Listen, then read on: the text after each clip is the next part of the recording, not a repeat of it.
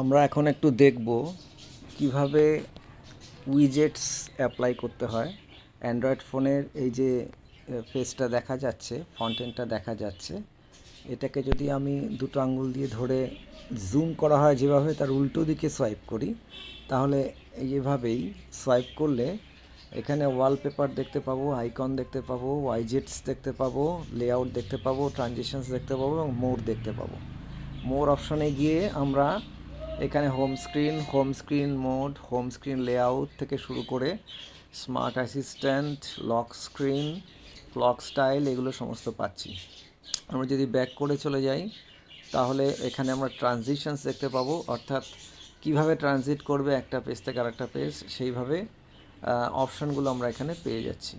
আমরা যদি আবার ব্যাক করে যাই তাহলে এখানে আমরা পাচ্ছি লেআউট, অর্থাৎ কিভাবে লেআউটটা আমরা করতে পারি 5x5। আমার এখানে 5x5 করা আছে, অর্থাৎ রো দেখা যাচ্ছে 1, 2, 3, 4, 5টা, আর বা কলামও দেখা যাচ্ছে 1, 2, 3, 4, 5টা। অর্থাৎ কেউ যদি ইচ্ছা করে তাহলে 5x6, 4x6 এভাবে রো বা কলামগুলোকে সাজিয়ে নিতে পারে।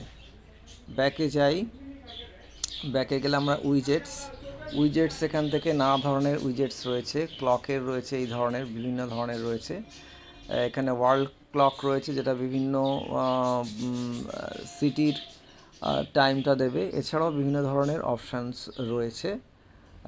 আমার কাছে এখানে যেটা রয়েছে সেটা হচ্ছে ক্লক অ্যাডেড, যেটা অ্যাডেড লেখা রয়েছে, এটাকে আমরা অ্যাড করেছি, দিস ওয়ান, অর্থাৎ এইটাকে আমরা অ্যাড করে দিলাম। অ্যাড করে দিয়ে ডান করে দিলেই এটা অ্যাড হয়ে গেল।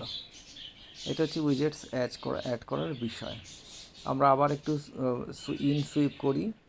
সুইপ করলে আবার দেখতে পাচ্ছি উইজেটস, এখানে আইকনস আছে। আইকনগুলোকে আমরা কীভাবে সাজাবো, ডিফল্ট আছে, ম্যাটেরিয়াল স্টাইল আছে, পেবেল, কাস্টম, বিভিন্ন স্টাইল আছে। এই যে স্টাইলগুলো দেখা যাচ্ছে সেই স্টাইলগুলো আমরা করে নিতে পারি। আমার এখানে যে রাউন্ড শেপের দেওয়া রয়েছে গ্রিনে, আমার এইটা শেপ এইভাবে দেওয়া রয়েছে। আর রয়েছে ওয়ালপেপারস, এখান থেকে আমরা ওয়ালপেপারসও নিতে পারি।